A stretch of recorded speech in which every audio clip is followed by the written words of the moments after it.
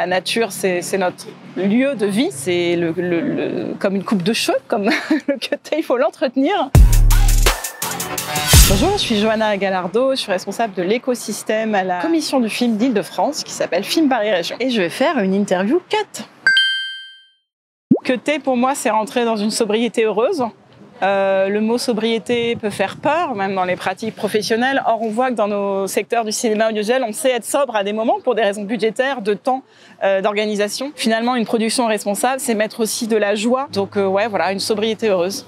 Eh bien, on souhaite transformer les pratiques de tournage. En tant que commission du film, on est en contact avec les professionnels du tournage. Donc, nous, on cherche localement des solutions avec un annuaire de prestataires éco-responsables, avec tout un travail sur l'éco-responsabilité des décors, l'éco-conception des décors. On essaie de cutter le plus possible. On se sent bien, on se sent utile. Ça répond aussi, en tout cas pour moi, à des enjeux personnels, mais je suis très contente que mon organisation, mon agence aussi, soit impliquée sur ces sujets-là, quoi.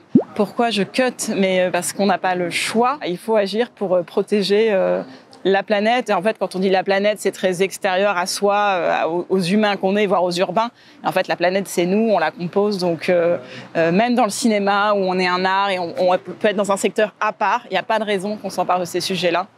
Non, moi, c'est plutôt un long chemin lent de mes origines. Je viens de familles qui ont immigré, qui ont connu la guerre, et du coup, on fait attention aux choses, aux objets, à l'environnement, à ce qu'on mange. Et quand j'ai pu, c'était pas prévu, mais combiner cet engagement personnel à mon métier, alors là, ouais, j'ai cuté de joie.